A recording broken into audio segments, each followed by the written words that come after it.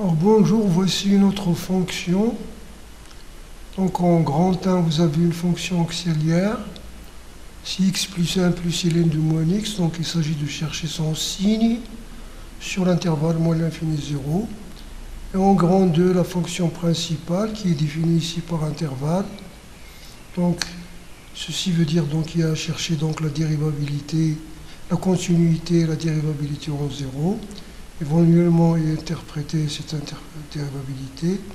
Vous avez la fonction réciproque, le calcul d'R. Et puis en troisièmement, une suite récurrente, la suite un plus 1 est égal à un à la puissance 1 sur un. Et bien sûr, ça c'est f de un, bien sûr. Donc voilà. Alors dans cette première question, vous avez ici donc les limites, la limite en moins l'infini de g de x. Si là, on va faire un changement de variable pour faire disparaître sur moins x. Donc c'est la limite lorsque t tend vers plus l'infini de moins t, c'est-à-dire on pose t égale à moins x, plus 1 plus ln t. Ça c'est une forme indéterminée, moins l'infini plus l'infini, vous mettez t factorisé par t, ln t sur t tend vers 0, 1 sur t tend vers 0. Donc la limite c'est moins l'infini. La limite en 0 moins, ici, il n'y a pas d'indétermination, vous allez avoir 0 plus 1. Ici, 0 moins, avec le même changement de variable, si t tend vers 0 plus. Et ln t, lorsque t tend vers 0 plus, est égal à moins de l'infini aussi. L'autre, calculer g' de x, la fonction g est dérivable, parce que c'est la somme de ce polynôme-là, c'est-à-dire le binôme x plus 1, et la composée de ln de x avec moins x. Composée de ln de x avec moins x. Et la dérivée, c'est 1 plus... La dérivée logarithmique, la dérivée de ln de u, c'est u' sur u. Donc la dérivée de moins x sur moins x, c'est-à-dire 1 plus x. Et comme x est un nombre strictement négatif, alors g' de x a moins le signe, pas le signe de x plus 1, mais le signe de moins x plus 1. Il s'annule donc en moins 1, il est positif sur la gauche et négatif sur la droite. Ou bien si vous ne voulez pas dire ça, vous dites que, aussi vous pouvez dire qu'il a le signe de x sur x plus 1. X, parce que le signe, c'est la même chose. Le signe du rapport et le signe de produit, c'est la même chose. Ici, ce produit s'annule en moins 1 ou 0. À l'intérieur du racine, il est négatif. Ici, il est positif. Ici, il est positif. Donc, voici le signe que vous avez ici. C'est ça. Alors, dites bien le signe. D'après donc la question précédente, la fonction g admet un maximum absolu en moins 1. Donc pour tout x appartenant au moins 1, 0, g de x est unité donc de la fonction f au point x0 égale à 0.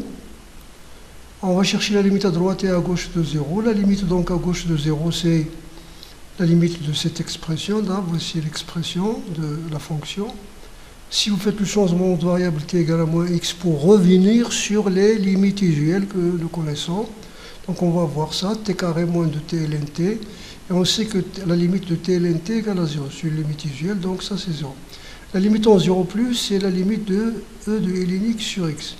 Est égale à 0. Pourquoi? Parce que soit vous commencez par écrire ça et puis vous construisez la limite, soit vous donnez le résultat puis vous la justifiez. Parce que la limite de ln x sur x égale à moins l'infini. Et la limite lorsque x tend vers moins l'infini de x de x est égale à 0. Ici, vous avez ça, c'est moins l'infini sur 0 plus. Donc, bien sûr, ce n'est pas une forme indéterminée. Vous avez moins l'infini multiplié par 1 sur 0 plus. Bien sûr, ça, ce sont des habits d'écriture. Donc, vous allez voir, ça, c'est plus l'infini. Et ça, c'est moins l'infini. Ça nous donne donc plus l'infini, moins l'infini. Donc, c'est moins l'infini. Donc, la limite en 0 moins est égale à la limite en 0 plus de f est égal à f de 0. Donc f est continu en 0. La limite en plus l'infini de f de x, la limite en plus l'infini de f de x, donc c'est la limite de ça. Lorsque x tend vers plus l'infini, et ln x sur x tend vers 0. C'est une limite usuelle. Si ça tend vers 0, voici. Donc, et parce que ici vous avez, il tend vers 0, et si vous voulez la fonction exponentielle, ça vous ne le dites pas, mais vous pouvez le dire, nous avons fait ça au début d'année, et x tend vers continue en 0. C'est-à-dire pour remplacer continu en 0. Parce qu'il est continu sur R, donc ça vous donne ça. Ça vous donne, donc ça vous donne ça. Donc la limite est égale à 1, ça veut dire que la courbe C de f admet au voisinage de plus l'infini une asymptote horizontale d'équation y égale à 1. La limite en moins l'infini, c'est la limite donc de l'expression de la fonction, la voici. Si vous mettez x carré en facteur, vous allez avoir x carré facteur de 1. Vous simplifiez, il vous reste ln moins x sur x. Si vous posez t égale à moins x, vous allez avoir ici un moins, parce que x égale à moins t, voilà. Donc ln t sur t. Et ln t sur t tend vers 0 lorsque t tend vers plus l'infini, limite usuelle que nous avons vue là-haut. Donc il nous reste la limite de t carré, c'est plus l'infini. On étudie donc la branche infinie. Limite de f de x sur x est égale, donc vous divisez l'expression par x. Vous avez ça, x tend vers moins l'infini, x moins 2 ln x, ici, ln moins x. Donc vous allez avoir ici, ça, bien sûr, en remplaçant par t, vous pouvez laisser un. Mais ce changement de variable vous permet de récupérer, pour les moyens d'entre vous, pour récupérer les limites usuelles, de voir les limites usuelles telles que vous les connaissez. Donc ici vous allez voir 2 ln t sur t qui tombe vers 0, donc il vous reste plus l'infini. Donc C de f admet une branche parabolique de direction, si vous pouvez ici ajouter ça. Alors vous avez la troisième question, la dérivabilité de la fonction f en 0. Donc on va chercher pour 0 moins donc la limite du taux d'accroissement, f de x moins f de 0 sur x moins 0, donc c'est x. Donc vous allez avoir ça. Vous simplifiez par x, il vous reste ça. Et vous utilisez la même chose, c'est-à-dire le changement de variable, on pose t égale à moins x, t égale à moins x. Je vous conseille de le faire tout le temps, hein, parce que ça vous permet de récupérer, de voir les limites que vous connaissez sur le logarithme sans la perturbation du signe et moins. Donc ici vous allez voir, donc lorsque t tend vers 0 moins, t c'est 0, et ln t tend vers moins l'infini. F n'est pas dérivable à gauche en 0. Et la courbe CF admet à l'origine, c'est-à-dire le point d'abscisse 0. Si vous ne voyez pas que c'est l'origine au départ, vous dites le point d'abscisse 0. C'est-à-dire si vous ne prenez pas en considération que f de 0 égale à 0. Une demi-tangente verticale dirigée vers le haut. Ou bien demi-tangente verticale dirigée vers le haut, ou bien une demi-tangente définie par, au lieu de dire demi-tangente verticale dirigée vers le haut, c'est-à-dire toute cette parenthèse-là, vous pouvez la remplacer par ça. C'est-à-dire, il est défini par équation x égale à 0, y supérieur égale à 0. Ça, c'est la verticale, c'est-à-dire l'axe des y, et ça, c'est un demi-plan. Donc, sinon, vous écrivez ça, c'est ce qui est d'usage dans le lycée. Limite x tend vers 0 plus de f de x sur x, vous avez ça, 1 sur x. Ici, on va faire apparaître, ici, vous avez la limite du numérateur, de l'exposant, c'est moins l'infini. La limite de cet exposant-là, c'est moins l'infini. Donc, on va faire apparaître la limite, et ici, la limite de 1 sur x, c'est plus l'infini. Donc, e à la puissance moins l'infini, c'est 0, c'est une forme indéterminée. Donc, on va faire apparaître l'exposant, c'est-à-dire on va multiplier par ln x et diviser par ln x. Vous avez la limite lorsque x tend vers 0 plus de 1 sur x et ln x est égal à la limite lorsque y tend vers moins l'infini, parce que 1 sur x et ln x, nous avons vu qu'il tend vers moins l'infini. Voilà, de y exponentielle y, c'est-à-dire on a posé y est égal à l'expression 1 sur x et ln x. Y tend bien sûr vers moins l'infini. Donc la limite de 1 sur x lorsque x tend vers 0 plus, c'est 1 sur moins l'infini, c'est-à-dire 0, parce que la limite de ln x c'est moins l'infini. Donc on obtient limite de f de x sur x égale à 0, parce que, donc ça, c'est une limite, ici, donc vous avez ici ça, x1 sur x, c'est une limite usuelle, et donc c'est 0. Donc f est dérivable à droite en 0, ou bien à droite de 0, et f' droite de 0 est égal à 0. C de f admet à l'origine une demi-tangente définie par y, l'équation de la tangente, la dérivée donc f' ici, f' d de x moins 0, c'est-à-dire x plus f de 0. Plus f de 0 est égal donc 0, donc x supérieur égale à 0. Voilà. Calculez f' de x sur l'intervalle moins l'infini 0. Si vous posez u de x égale à x carré, vous avez votre fonction, c'est x carré plus 2x racine ln de moins x. Voilà. X carré, c'est u de x. Et puisque e du x est supérieur strictement à 0 sur l'intervalle moins l'infini de 0, donc x est égal à racine de i du x. Donc ici vous allez avoir racine de i du x parce que c'est un nombre supérieur à 0. Donc vous avez la fonction f du x, c'est i du x, plus racine de i du x, ln de u du x, c'est-à-dire ln parce que ce 2-là, ce 2, donc vous écrivez f de x, c'est comme ça, plus x, ln de moins x au carré, c'est-à-dire x au carré. Donc ça c'est u de x, ça c'est u de x, ça c'est racine de u de x. Donc finalement votre fonction, il est dérivable comme somme produit composé de fonctions. Voilà, il est composé. Vous n'êtes pas obligé de dire ça. Donc tout ça, dans la réponse du baccalauréat, si vous le connaissez, n'écrivez rien de ça. Parce que si on veut que vous fassiez des justifications comme ça, par contre, pour l'autre branche, c'est obligatoire de savoir rédiger ça. Si on veut vous demander des choses de ce type-là, on va vous donner étudier la dérivabilité et calculer f' de x. Ici, on le fait tout simplement pour les bons élèves d'entre vous, sinon les autres, ne regardez même pas cette parenthèse. F est dérivable sur moins l'infini 0 pour x. Donc ici, x appartenant, bien si vous voulez, quel que soit x appartenant à moins l'infini 0, f' de x est égal à, donc la dérivée de x carré c'est 2x, plus 2, donc la dérivée du produit, la dérivée de x c'est 1, donc 2 ln moins x, plus 2x, la dérivée de ln c'est x. Donc voilà, vous factorisez par 2, et vous avez donc de la fonction g de x. Sur l'intervalle, donc 0 plus l'infini, vous avez votre fonction x sur ln x est dérivable, parce que c'est le rapport de deux fonctions dérivables. L'exponentielle x est dérivable sur r, donc f est dérivable comme composé de deux fonctions dérivables. Donc la dérivée, quel que soit x appartenant à 0 plus l'infini, f' de x est égal à la dérivée de ça. Donc la dérivée de l'exposant fois f de x. C'est pas la peine d'écrire, c'est f de x. C'est-à-dire e à la personne, c'est f de x. Donc la dérivée de ça, c'est la dérivée de 1 sur x, c'est moins 1 sur x carré, multiplié par ln de x, plus la dérivée de 1 sur x, de ln x, c'est 1 sur x, fois 1 sur x sur x, c'est 1 sur x au carré. Sinon, vous faites ln de x sur x dérivé, c'est-à-dire la dérivée du rapport, donc sur x carré, la dérivée du numérateur fois le dénominateur, etc. Donc vous faites ce vous avez l'habitude de faire. Voilà, donc, cette fonction-là, donc, si vous mettez f de x en facteur et x carré en facteur, vous allez f de x sur x carré à moins ln x. F de x est un nombre strictement supérieur à 0, x carré aussi, sur 0 plus l'infini.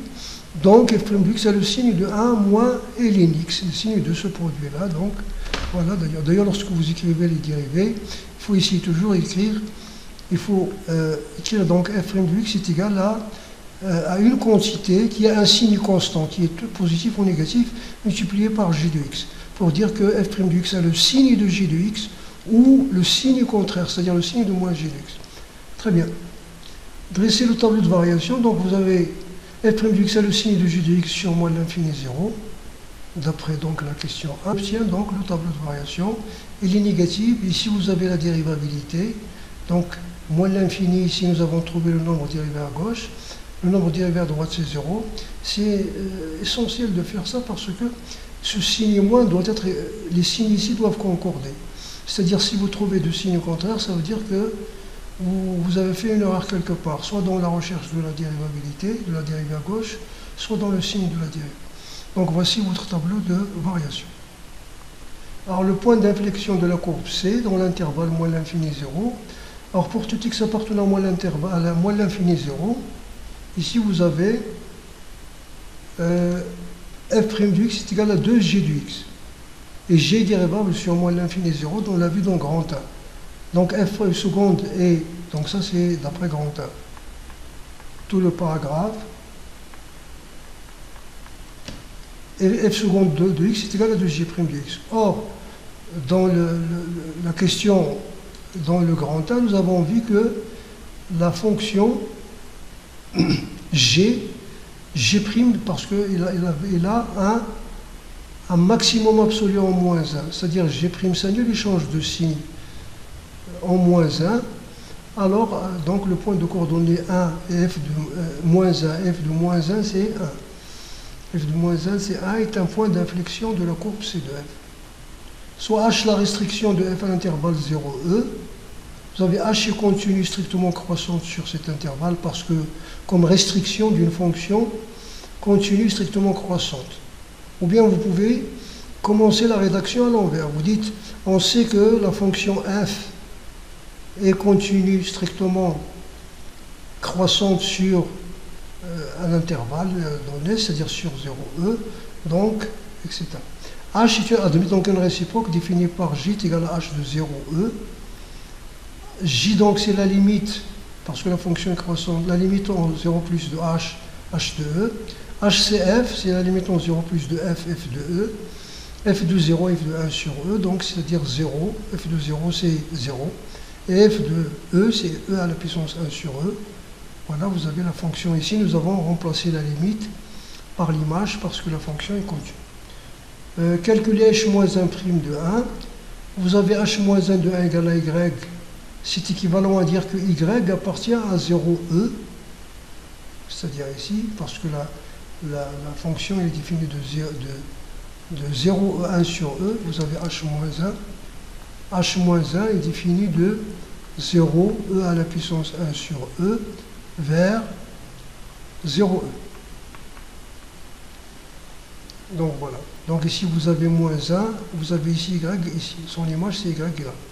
Donc voilà, donc ça veut dire que h de y égale à 1, ça veut dire e à la puissance 1 sur y de y égale à 1. Donc, puisque celui-là est égal à 1, ça veut dire que l'exposant est nul, donc 1 sur y de y égale à 0. Et ln de y égale à 0, parce que y est différent de 0, ça veut dire ln de y égale à 0. Donc y égale à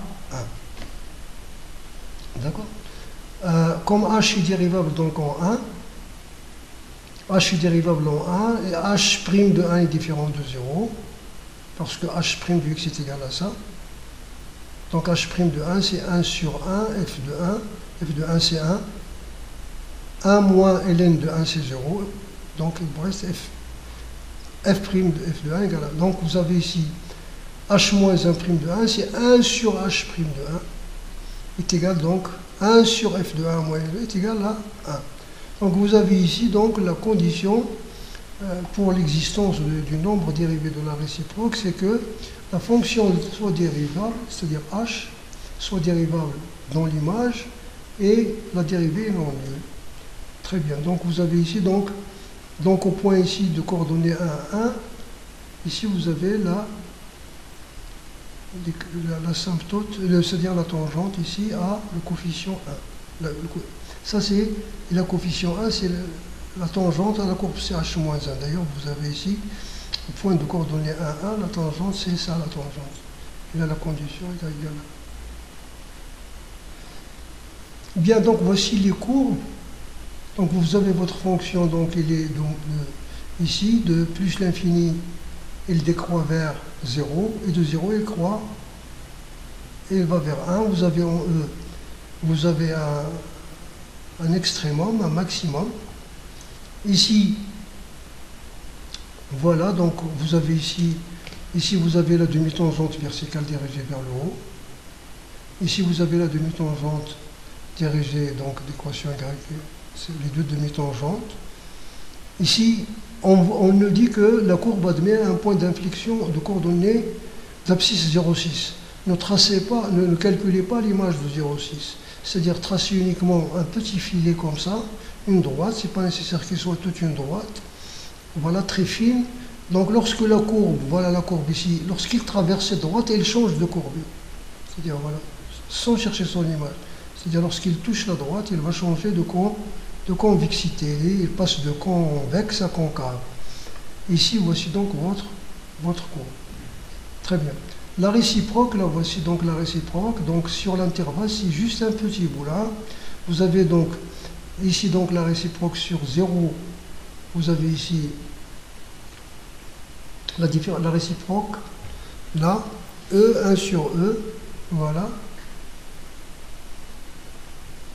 Donc voici, donc ici vous avez l'image de 0, c'est 0, l'image de celui-là, donc vous tracez ce petit bout-là, donc ici, voici E. Donc l'image de ce point-là, c'est celui-là.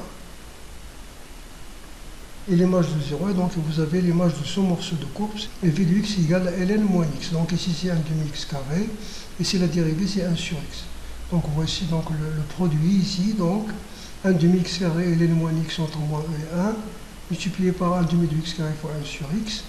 Donc ça va nous donner ici, pour 1 c'est moins 1 c'est 0, pour E c'est ln de moins E c'est 1, E carré donc moins E carré sur 2, moins 1 demi, somme de moins E sur somme de moins E à E de x. Ici vous allez voir l'intégrale ici c'est 1 demi du x carré, donc la primitive c'est 1 demi du x carré fois 1 demi c'est moins 1 quart. Et vous remplacez, nous avons le résultat cherché. L'air, vous avez l'air ici, la fonction ici, l'air A, compris donc l'air du domaine plan, du domaine plan limité par la courbe CF. L'axe des abscisses, c'est les droites d'équation x égale à moins e et moins 1. Donc c'est celui-là qui est indiqué dans la figure. Voilà. Ici, ces terres-là, vous n'êtes pas obligé de l'indiquer sur la figure. On a fait tout simplement pour voir, mais ce n'est pas nécessaire de la représenter. D'ailleurs, la figure est antérieure à cette question. Voilà, donc vous avez ça. Ici, donc l'air, en général, nous savons que c'est l'air entre deux courbes, c'est la valeur absolue de f de x moins g de x. La deuxième courbe, c'est l'axe des abscisses, c'est 0, g de x égale à 0. Donc f de x, voilà, fois l'unité de mesure, c'est 1 cm², parce que l'unité que nous a donnée ici, dans le sujet, c'est 1 cm. Bon, or, puisque f de x est supérieur à 0, d'après la question 4c, vous revenez sur le tableau de variation, bien sur la courbe, vous avez f, donc l'intégrale de la valeur absolue, ça, vous avez ça, l'intégrale de cette valeur absolue est égale à l'intégrale de la fonction. Vous décomposez, c'est-à-dire la linéarité, l'intégrale est linéaire. Alors vous avez ça, la somme de la primitive de x carré, c'est 1 tiers de x au cube, entre moins e et 1. Et celui-là, c'est celui qu'on nous a demandé de calculer, où nous avons trouvé moins 1 quart, multiplié par le 2, ça fait moins 1 demi. Et vous effectuez, vous avez ce calcul. Donc l'air est à peu près 2,17 cm². La suite numérique, vous avez votre suite ici. La suite, vous avez ici donc la première question, c'est la suite récurrente, donc la récurrence ici. Vous avez U0 est égal à E, donc la double inégalité est vérifiée, soit n appartenant à n. On suppose que 1 est inférieur ou égal à E, comme f est croissante sur l'intervalle E, alors f de 1 est inférieur ou égal à f de n est inférieur à f de E. Voilà. Nous avons ici, pour tout x supérieur à 0, vous avez ici, donc on rappelle ici que x à la puissance 1 sur x est égal à f de x. Par exemple, parce que x à la puissance sur x, c'est e à la puissance ln de x à la puissance x est égal à e à la puissance 1 sur x ln de x. Ici, c'est x à la puissance ln de x à la puissance 1 sur x. Donc, vous descendez le 1 sur x est égal à x. Donc, vous avez ici 1 est inférieur ou égal à un à la puissance 1 sur un. Voilà, c'est f de un. Donc 1 sur n plus 1 est inférieur à e, de l'inégalité est vraie pour n plus 1. Conclusion, donc il est vrai pour tout n appartenant à n. L'étude de la monotonie, vous avez ici dans le sujet, on ne vous a pas donné une question pour chercher la position relative de la courbe avec la première bisectrice que vous utilisez généralement. Donc ici, vous le faites vous-même. Nous savons que d'après la question précédente, 1 est compris entre un et 1. Donc ici, 1 sur un est inférieur à 1, c'est-à-dire si vous faites l'inverse, inversé, et 0 est inférieur à ln de un est inférieur à 1, parce que le ln est croissant, ln de 1 c'est 0, ln de e c'est 1. Donc ici vous allez avoir 1 sur un moins 1 est inférieur à 0 et ln supérieur à 0. Donc le produit est inférieur à 0. Ça c'est une implication, la réciproque ou fausse. Parce que si le produit est inférieur à 0, ça n'implique pas ça, ça implique que les deux sont, ils peuvent être posés que ln de x est inférieur à ln de y, c'est équivalent à dire x est inférieur ou égal à y. C'est-à-dire dans un sens ou dans l'autre. Dans un sens, dans ce sens-là, on utilise la croissance du logarithme et dans l'autre sens, la croissance de l'exponentielle. Très bien. Donc voilà, donc la suite est décroissante. Ou bien aussi, vous pouvez étudier le signe de f de x moins x sur 1 sur e. vous avez pour tout x appartenant à 1 sur e, phi prime du x, donc si vous posez cette équation, c'est phi, donc c'est f prime du x moins 1. Or, f prime du x, c'est ça. Puisque x est supérieur à 1, ça c'est un nombre positif. Positif, positif, donc c'est la somme de deux nombres négatifs qui est infinie. Vous avez votre suite un est croissante majorée par e, donc il est convergent, donc le critère de convergence. Alors vous avez donc ici deux conditions de la suite récurrente, un plus 1 égale à f de n, et u0 appartient à cet intervalle-là de stabilité. F continue sur i, parce qu'il est dérivable sur 0 touche l'infini.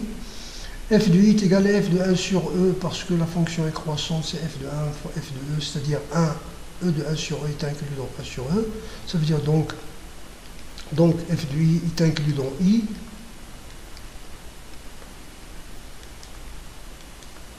F de i donc est inclus dans i. Très bien, donc c'est la deuxième condition. Un est convergente. Donc il admet une limite. Cette limite est égale à L. Avec L, c'est la solution de l'équation f de x égale à x dans i. Ou bien L, c'est le point fixe dans l'intervalle i. Ou bien f de L égale à L. Vous faites ce que vous avez l'habitude de faire. Donc avec f de L égale à L. Et L appartient à i, c'est nécessaire. Ou bien L est fixe. Des choses comme ça vous ne l'utilisez pas. Voilà, donc f de x est égal à x, ça veut dire, donc vous avez cette équation, vous passez au logarithme, donc 1 sur x et de x est égal à 1 de x, vous factorisez